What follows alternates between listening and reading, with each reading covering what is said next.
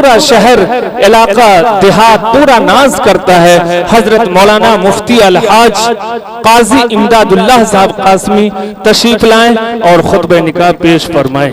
الحمد لله نحمده ونستعينه ونستغفره ونؤمن به ونتوكل عليه ونعوذ بالله من شرور أنفسنا ومن سيئات أعمالنا من يهده الله فلا مضل له ومن يضلله فلا هادي له ونشهد أن لا إله إلا الله وحده لا شريك له ونشهد أن سيدنا ومولانا محمدا عبده ورسوله صلى الله تبارك وتعالى عليه وعلى آله وأصحابه وبارك وسلم تسليما كثيرا كثيرا. أما بعد فأعوذ بالله من الشيطان الرجيم. يا أيها الناس اتقوا ربكم الذي خلقكم من نفس واحدة وخلق منها زوجها وبث منهما رجالا كثيرا ونساء واتقوا الله الذي تساءلون به والأرحام إن الله كان عليكم رقيبا. يا أيها الذين آمنوا اتقوا الله حق تقاته ولا تموتن إلا وأنتم مسلمون. يا أيها الذين آمنوا اتقوا الله وقولوا قولا سديدا يصلح لكم أعمالكم ويغفر لكم ذنوبكم ومن يطع الله ورسوله فقد فاز فوزا عظيما. وقال رسول الله صلى الله عليه وسلم النكاح من سنتي. وقال في موضع آخر فمن رغب عن سنتي فليس مني. وقال صلى الله عليه وسلم إن أعظم النكاح بركة أيسره مؤونة أو كما قال صلى الله عليه وسلم. معزز حاضرین، ابھی آپ کے سامنے میں نے جو خطبہ پڑھا ہے یہ خطبہ نکاح ہے، خطبہ مسنونہ ہے. ہم سب مسلمان ہیں. آقا صلی اللہ علیہ وسلم جب نکاح پڑھاتے تھے تو دولہا کے سامنے یہ خطبہ ارشاد فرمایا کرتے تھے.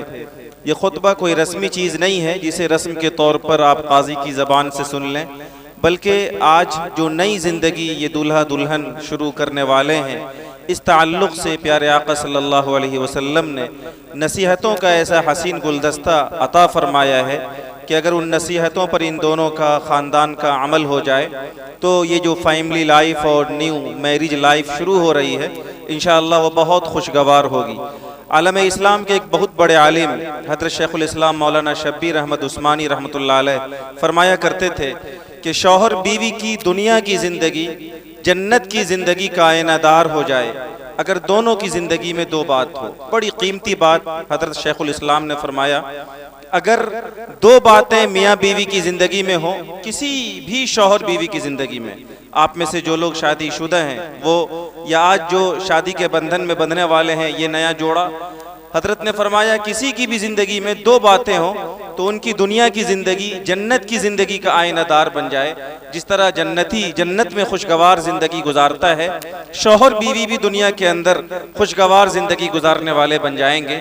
حضرت نے فرمایا ایک بات تو یہ ہے کہ دونوں نیک ہوں اور دوسری بات یہ ہے کہ دونوں ایک ہوں، یعنی دونوں کا مزاج ایک دوسرے سے ملتا ہو اور دونوں کی زندگی میں نیکی ہو تو زندگی بہت خوبصورت بن جائے گی. اسی حوالے سے پیارے آقا صلی اللہ علیہ وسلم نے نکاح کے خطبے میں یہ آیتیں قرآن مجید کی پڑھی ہیں. وقت چونکہ زیادہ ہو چکا ہے اس لیے پورے خطبے کا آپ کے سامنے خلاصہ نہیں بیان کیا جا سکتا. جو بنیادی میسیجز اور پیغامات آقا صلی اللہ علیہ وسلم نے شوہر بیوی کو دیا ہے وہ پیغام صرف میں عرض کر دوں آپ کے سامنے. اس خطبے میں پیارے آقا علیہ السلام نے قرآن مجید کی 3 آیتیں پڑھی ہیں. تینوں آیتوں کے اندر اللہ رب العزت نے شوہر بیوی کو، ان لوگوں کو جو خوشگوار زندگی چاہتے ہیں، 3 خوبصورت پیغام دیا ہے. اگر اس پورے خطبے کا نچوڑ اسے کہا جائے تو کافی ہوگا۔ ایک پیغام تو یہ ہے جو قرآن مجید کی تینوں آیتوں میں ریپیٹ کر کے دہرا کر اللہ تعالیٰ نے شوہر بیوی کو دیا ہے، وہ ہے یا ایھا الناس اتقوا ربکم۔ دوسری آیت میں کہا گیا یا ایھا الذین آمنوا اتقوا اللہ حق تقاتہ۔ تیسری آیت میں کہا گیا یا ایھا الذین آمنوا اتقوا اللہ۔ یہ تقوی کا پیغام ہے، اللہ سے ڈرنے کا پیغام، گناہوں سے بچنے کا اہتمام۔ یعنی اگر یہ دونوں خوشگوار زندگی چاہتے ہیں، دونوں طرف کے خاندان کے لوگ ان کے لیے نیک خواہشات چاہتے ہیں، تو آج ہی سے ان دونوں کو یہ وعدہ کرنا ہوگا اللہ سے کہ آج سے ہم اللہ تعالیٰ کے ڈر کے ساتھ، تقوی کی صفت کے ساتھ، گناہوں سے بچ کر، عبادتوں کی پابندی کر کے زندگی گزاریں گے۔ ایک دوسری نصیحت جو قرآن مجید نے کی ہے والارحام، رشتوں کا احترام کیا جائے۔ ہمارے سماج میں ہم لوگ چونکہ دارالقضا میں ہوتے ہیں، جو شکایتیں آتی ہیں ہماری سوسائٹی کی، اس سوسائٹی کی صورتحال یہ ہے ہم لوگ اپنے خون کے رشتوں کو، دادی حالی اور خاندانی رشتے کو تو احترام دیتے ہیں، لیکن سسرالی رشتے کا احترام ہمارے سماج میں نہیں ہوتا، اور سسرالی رشتوں کی لوگ عزت نہیں کرتے۔ نکاح کے خطبے میں پیارے آقا علیہ السلام نے اس آیت کی تلاوت فرمائی، اور یہاں یہ دوسری نصیحت کی جا رہی ہے کہ اچھی زندگی چاہتے ہو تو رشتوں کا احترام کرو۔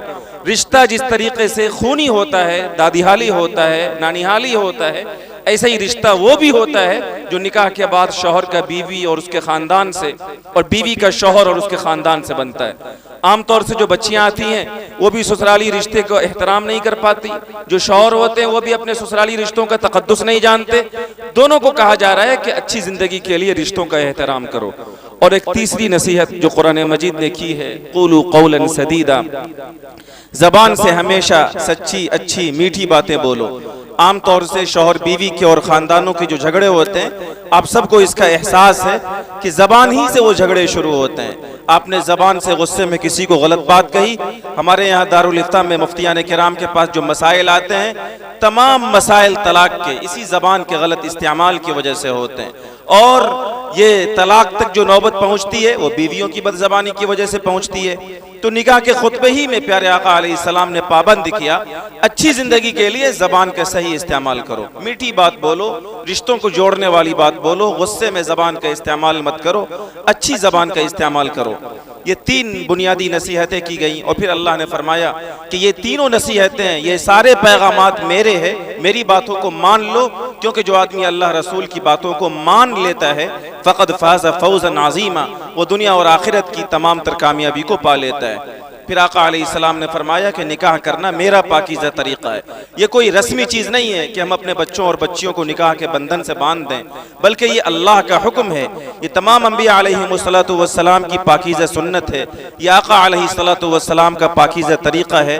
نبی علیہ السلام نے فرمایا اربع من سنن المرسلین، چار کام تمام اللہ کے نیک بندوں کی پاکیزہ انبیاء کی سنت ہے، الحیاء والسواک والنکاح والتعطر، خوشبو لگانا، حیا و شرم کرنا، مسواک کرنا اور نکاح کرنا۔ تو یہ نکاح جو ابھی ہو رہا ہے یہ ہماری شریعت کا ایک حصہ ہے، انبیاء کرام کا پاکیزہ طریقہ ہے۔ شریعت اسلامی نے زندگی کے ہر موڑ پر ہماری رہبری کی ہے۔ نکاح یہ ایک بڑا اہم مرحلہ ہوتا ہے۔ آقا علیہ السلام جو ہمارے معلم ہیں، جو انسانیت کے مربی ہیں، آپ نے ایسے موقع سے بھی انسانیت کی رہبری کی، ہماری تربیت فرمائی کہ جب نکاح کیا جائے تو کس طرح کیا جائے۔ آپ نے فرمایا ان اعظم النکاح برکۃ ایسرہ مؤونہ، کہ سب سے زیادہ برکت اللہ اس نکاح میں ڈالتا ہے جس نکاح میں مال کا کم سے کم خرچ کیا جائے۔ یہ امت کی تربیت کی گئی کہ نکاح سادہ کرو، سستا کرو، نکاح میں مال کا کم خرچ کرو۔ آج ہمارے یہاں جو سماج میں مسائل اور مشکلات ہیں، بیٹیوں کے ارتداد کا مسئلہ ہو، بے حیائیوں کا مسئلہ ہو، میں سمجھتا ہوں اور بڑی ذمہ داری کے ساتھ یہ بات کہہ رہا ہوں کہ ان سارے مسائل کی جہاں اور ساری بنیادیں ہیں، وہیں ایک بڑی بنیاد یہ ہے کہ آج ہم لوگوں نے نکاح کو مشکل بنا دیا ہے۔ نکاح اگر سستا ہوگا، سادہ ہوگا، تو سماج میں بے حیائیاں نہیں پھیلیں گی، بیٹیاں ارتداد کی طرف نہیں بھاگیں گی، اور بہت سارے مشکلات سے ہم بچ سکیں گے۔ اللہ رب العالمین ہم سب کو نکاح سنت و شریعت کے مطابق کرنے والا بنائے، اور اس نکاح کو خوب بابرکت بنائے۔ جو پیغامات عرض کیے گئے اللہ تعالیٰ ان دونوں میاں بیوی کو اور ہم سب کو ان پر عمل کرنا آسان فرمائے۔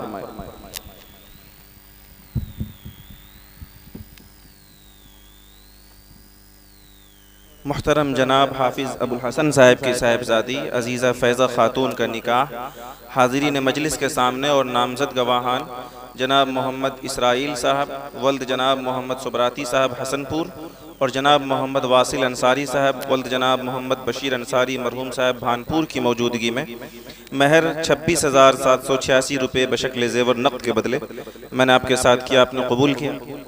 الحمدللہ میں نے قبول کیا۔ عزیزہ فیضہ خاتون بنت جناب حافظ ابو الحسن صاحب کا نکاح حاضرین مجلس کے سامنے اور نامزد گواہان جناب محمد اسرائیل صاحب حسن پور اور جناب محمد واصل انصاری صاحب بھانپور کی موجودگی میں مہر 26,786 روپے بشکل زیور نقد کے بدلے میں نے آپ کے ساتھ کیا، آپ نے قبول کیا؟ جی الحمدللہ میں نے قبول کیا۔ بارک اللہ لکما وبارک علیکما وجمع بینکما بالخیر، الف اللہم علی الخیر بین قلوبنا واصلح ذات بیننا واہدنا سبل السلام ونجنا من الظلمات الى النور وجنبنا الفواحش ما ظہر منها وما بطن۔